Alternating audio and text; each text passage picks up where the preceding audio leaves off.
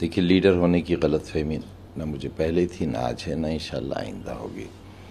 एक काम करने वाला आदमी हूँ, ज़मीनी हूँ, ज़मीनी ज़िंदगी गुजारता हूँ और अपराध का बहुत बड़ा माफिया हूँ।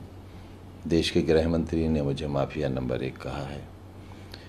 मैं मुर्गी डकैत हूँ, चोर नहीं।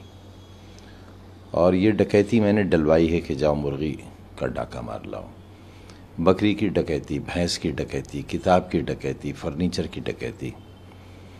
और इतनी ही नहीं, मंत्री रहते हुए एक ऐसा शख्स जो 10 बार एमएलए रहा हो, 2 बार एमपी रहा हो, 1 बार लीडर पोजीशन रहा हो, 1 बार राज्यसभा का मेंबर रहा हो, 1 बार लोकसभा का रहा हो, जिसकी बीवी असिस्टेंट प्रोफेसर से रिटायर हुई हो, 1 बार राज्यसभा की मेंबर रही हो, 1 बार विधानसभा की शहर से एमएलए रही हो। मेरा बेटा जो दूसरी बार एमएलए है, गलगोटिया से एमटेक पास है। हम तीनों ने मिनिस्टर होते हुए एक शराब की दुकान लूटी और उसमें 16,000 बोतलें भी लूटी शराब की और 16,900 रुपया गले से लूटा। दरअसल ये मेरा स्तर नहीं है, ये स्तर है उस व्यवस्था का, उस सिस्टम का, उस सरकार का, उन इख्तिदार में बैठे हुए उन लोगों का जिन्होंने अपना लेवल यहाँ पहुँचा लिया है। और ये बड़ी ख़तरनाक अलामत है। मेरी बर्बादी नहीं है इसमें, इसमें लोगों को मुल्क की बर्बादी नज़र आ रही है। जहाँ तक राजभर साहब का ताल्लुक़ है, जाहिर है वो समाजवादी पार्टी से इल्हाक़ था उनका, वो इल्हाक़ के साथ चुनाव लड़ा, कुछ उनके मेंबरान को समाजवादी का सिंबल मिला और वो जीते भी। मैं जेल में था, मुझे इत्तला मिली कि वो शायद तशरीफ़ लाने वाले हैं, नहीं वक्त मिला। लेकिन अब जो कुछ डायलॉग्स का आदान प्रदान हो रहा है, बल्कि एक तरफा हो रहा है, समाजवादी पार्टी की तरफ से कोई हल्के स्तर का जवाब नहीं दिया गया है। माफ़ करेंगे, बीमार हूँ। हल्के स्तर का जवाब नहीं दिया गया है, इसलिए कि देना नहीं चाहिए। ज़रूरी नहीं है कि पत्थर मारने वाले के जवाब में भी पत्थर मारा जाए, कीचड़ फेंकने वाले के जवाब में कीचड़ फेंकी जाए, गंदगी फेंकने वाले के जवाब में गंदगी फेंकी जाए, क्योंकि फिर फ़र्क नहीं रह जाएगा। तो एक फ़र्क होना चाहिए मद्दे मुकाबिल से एक महज़्ज़ब सियासत करने वालों का। और मैं समझता हूँ, चाहे मुलायम सिंह यादव साहब हों या अखिलेश यादव साहब हों, उनकी भाषा, उनका आचरण महज़्ज़ब तो है। हमें बहुत सी बातों पर उनसे एतराज़ और इख्तिलाफ़ हो सकता है, लेकिन उनकी तहज़ीब पर हम उंगली नहीं उठा सकते। उनके अंदाज़े गुफ्तगू पर, उनके जुमलों पर, उनके लफ्ज़ों पर हम उंगली नहीं उठा सकते। वो इतने महज़्ज़ब हैं। मुझसे पूछा गया, जैसे आपने पूछा, कि अखिलेश साहब एयर कंडीशन कोठी और कार से बाहर नहीं निकल रहे हैं। आज के ज़माने में एसी को बहुत मायूब चीज़ नहीं है, बहुत आम सी चीज़ हो गई है। इसके बावजूद भी मैंने जो कल कहा था वही आज कह रहा हूँ कि ये कहने वालों को, या जिन साहब ने ये एतराज़ किया है, उनके एतराज़ का भी शुक्रिया। जाहिर है इसमें भी हमारे लिए एक सबक है, लेकिन धूप में खड़ा हमने भी उन्हें भी नहीं देखा,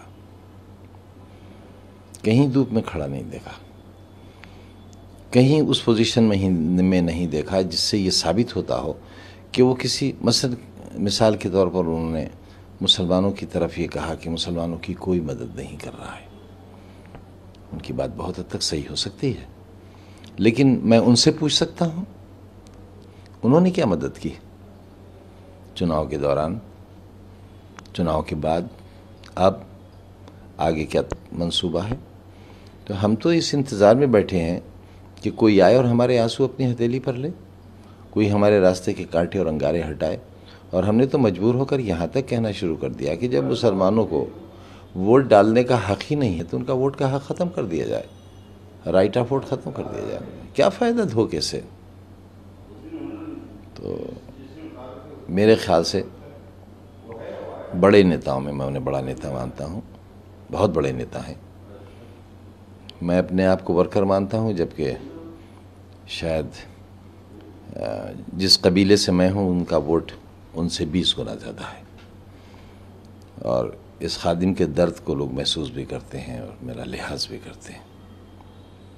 हमने कभी ये नहीं कहा कि हम किसी को चीफ मिनिस्टर बनाएंगे, लेकिन लोगों ने तो कहा हम चीफ मिनिस्टर बनाएंगे, और वो दावा इतना महंगा पड़ा कि सरकार नहीं बन सकी। तो हमें कम से कम अपनी ज़ुबान और अपने तरीक़ों पर थोड़ा सा गौर करना चाहिए, मुहज़्ज़ब रहना चाहिए, और माजी के रिश्तों को और माजी की गुफ्तगू को भी याद रखना चाहिए। दुश्मनी जमकर करो, लेकिन ये गुंजाइश रहे, जब कभी हम दोस्त बन जाएं तो शर्मिंदा ना हो। यानी कि ओम प्रकाश राजभर का जो इस हमने कभी उन्हें धूप में खड़ा नहीं देखा। ओम प्रकाश राजभर को देखा गया कि अब वो बयानबाजी कर रहे हैं। क्या लगता है कि प्रेसिडेंट इलेक्शन से जस्ट पहले एनडीए कैंडिडेट को समर्थन कर देना, ये खुद केसी की तरफ ज़्यादा इशारा कर रहा है, क्योंकि शायद विपक्ष में रहते और अभी जिस तरह से वो गठबंधन पे हिट कर रहे हैं, तो क्या लग रहा है कि वो जो बयान दे रहे हैं वो उन्हीं के लिए ज़्यादा वो है?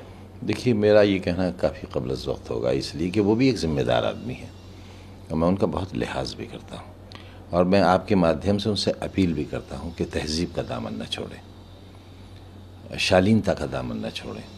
सियासी फ़ैसला कुछ भी लें, कोई किसी का पाबंद नहीं है, वो तो बड़े नेता हैं, एक मामूली सा वर्कर किसी का पाबंद नहीं है। लेकिन कल आँख न मिला सकें, हो सकता है कल फिर ऐसे हालात हो कि हमें साथ मिल के बैठना पड़े।